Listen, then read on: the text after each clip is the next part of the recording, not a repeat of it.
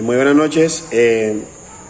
Somos el grupo de electiva, de la cual nos toca hacer la actividad número 4, que trata de un análisis de un caso internacional. Nosotros vamos a tratar sobre los procesos de paz y los diálogos que se han dado en Colombia. Mi grupo está conformado por Alexander Rivas, Edwin Palacios Becerra, Neider Asprilla y Gilberto Sánchez Ortiz, quien les habla. Mis compañeros hicieron el contenido del trabajo, entonces a mí me tocó hacer el video para mostrarles sobre qué trata esta actividad de memoria histórica y paz. Ya les decía, vamos a hablar sobre el acuerdo de paz.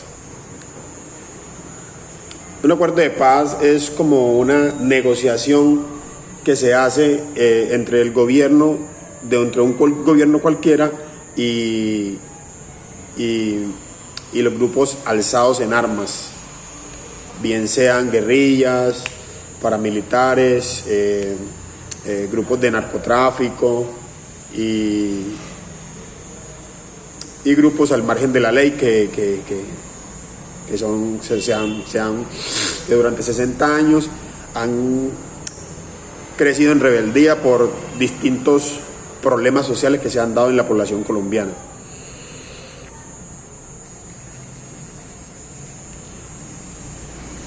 De acuerdo a esto, los actores del conflicto en Colombia. ¿Quiénes han sido los actores del conflicto en Colombia? Los actores del conflicto en Colombia lo componen muchos grupos armados que han entrado en rebeldía de acuerdo a algunos intereses sociales y políticos desde muchos años atrás. La historia del conflicto en Colombia en los últimos 60 años ha estado marcada por el conflicto armado en sus inicios. La desigualdad, repartición de la tierra y la falta de espacios para participación política dieron cabida al uso de la violencia y la lucha armada. Entonces, como ya sabemos, el conflicto en Colombia lo que ha generado es ha dejado muchos muertos debido a que la corrupción es la base de los grupos alzados en armas. Porque los gobiernos no son equitativos. Cuando un gobierno no es equitativo, suceden estas cosas. Los actores de los grupos armados o alzados en armas en el gobierno, en el territorio nacional, que estamos hablando de un caso internacional, pero nos dirigimos a Colombia, que solamente es hablar sobre el proceso de paz. Los actores, ¿quiénes son? Primero que todo, el gobierno, el Ejército de Liberación Nacional, que es el ELN, el Ejército de Liberación Nacional, EPL, movimiento del M-19, que fueron los primeros movimientos que lograron romper con esos conflictos armados a lo largo de este país. El paramilitarismo, las fuerzas de seguridad, que viene siendo la fuerza pública, la policía, el ejército y todo eso. El narcotráfico también ha sido parte influyente de este flagelo que hoy agobia a nuestro territorio. Y todas aquellas víctimas, porque las víctimas también hacen de estos actores.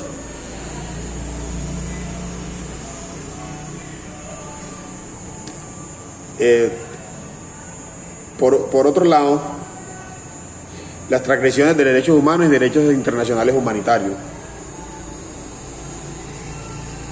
En este sentido, reconocer la existencia de un conflicto armado interno implica reconsiderar los métodos para el ejercicio y el uso de la fuerza por parte del Estado. En un contexto social, sin duda alguna, en haber reconocido el conflicto en los años anteriores, implica para el Estado colombiano, especialmente para las fuerzas públicas, una serie de problemas relacionados con el derecho internacional humanitario en adelante. Los principios del derecho internacional y en general los fallos proferidos por la Corte Internacional de Derechos Humanos en adelante y cuanto a los conflictos armados de dicha naturaleza. Es decir, que para que en esta transgresión, para que se dé, que se llegue a un acuerdo y se dé la paz en Colombia, se deben tener y se deben respetar los derechos internacionales humanitarios y los derechos humanos, porque no se puede ir matando e ir creando conflicto, porque para eso se dan unos acuerdos y se deben de respetar unos derechos, porque de acuerdo a todo lo que podemos interpretar, toda persona tiene derechos. Entonces es por eso que se habla de esta transgresión.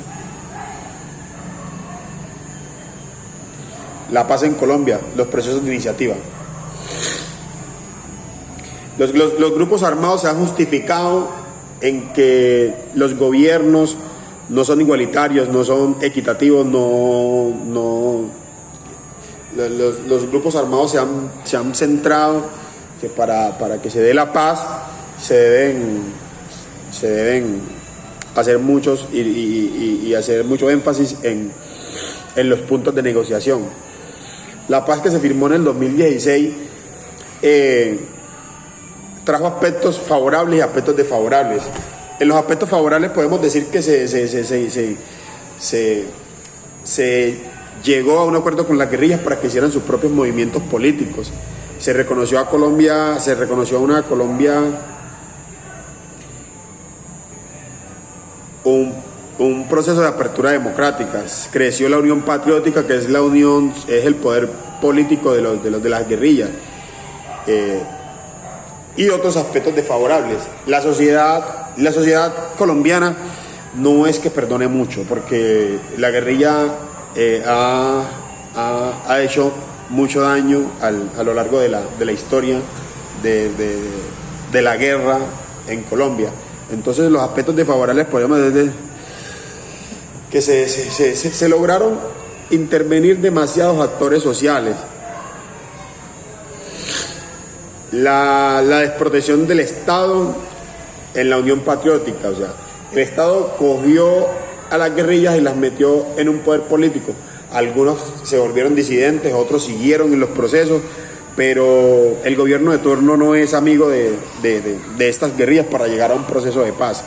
Entonces es por eso que las guerrillas, se habla de una memoria histórica, porque las guerrillas no quieren repetir eso que pasó por allá en el 2002, en el 2000, si no estoy mal, cuando el gobierno del señor presidente Álvaro Uribe Vélez le hizo ochas y panochas a los paramilitares cuando se entregaron.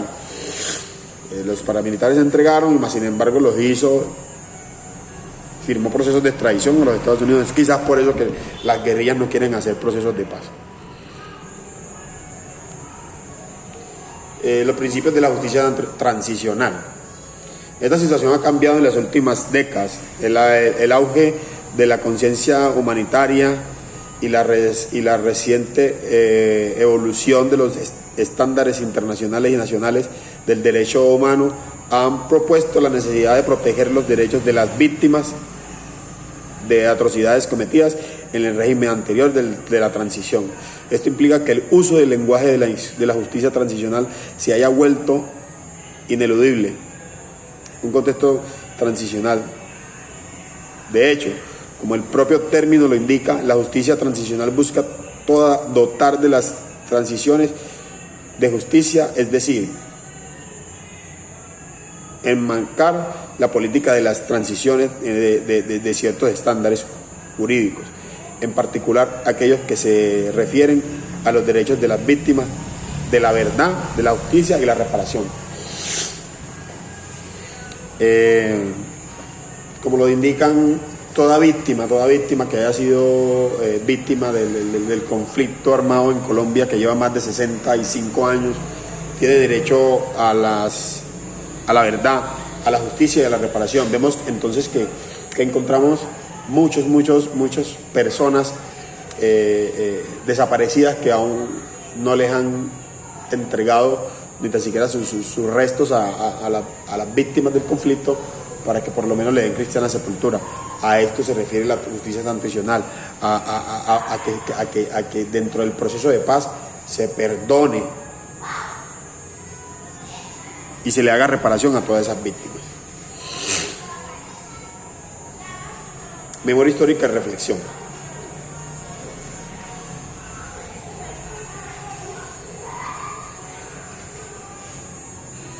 Yo digo que para hacer énfasis en esto y hacer como una pequeña conclusión, diría que para hacer la reflexión de esta memoria histórica podemos centrarnos en lo siguiente. En Colombia se han generado 3 dinámicas que son soledad, dignidad y solidaridad. Para referirse a las víctimas que quedaron a merced de los grupos armados ilegales por el olvido del abandono del Estado. Cuando hablamos del olvido y abandono del Estado nos referimos a la soledad con la cual se encuentran muchos territorios en Colombia, donde la fuerza pública no puede hacer control absoluto de estas. Entonces es ahí donde podemos, que para hacer diálogo se tiene que hacer un diálogo mancomunado que extienda todo tipo a todo tipo, y la paz llega a todo tipo de territorios, porque si no se hace un acuerdo de paz que ajuste un proyecto serio, un proyecto ambicioso que por lo menos le cumpla a los grupos armados, que son muchos, los cuales ahora están relacionados con mucho narcotráfico, no se va a llegar a ningún acuerdo. Entonces este trabajo, podemos decir, como Flores Cano decía, que en la memoria histórica es una memoria que no se olvida, porque la memoria no tiene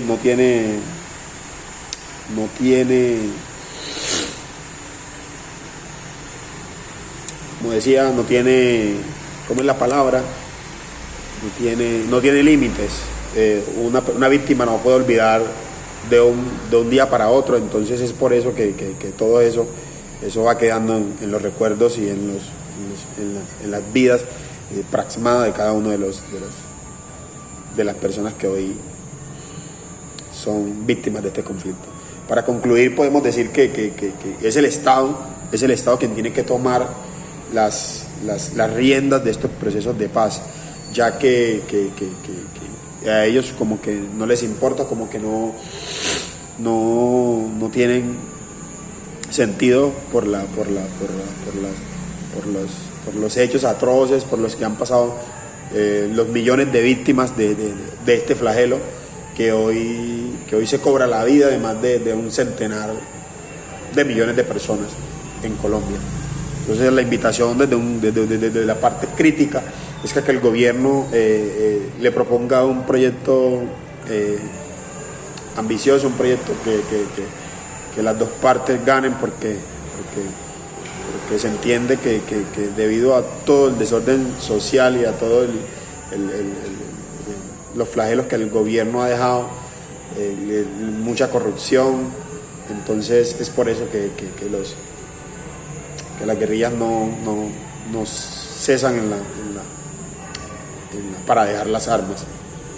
Esa es la invitación que yo hago. Muchas gracias.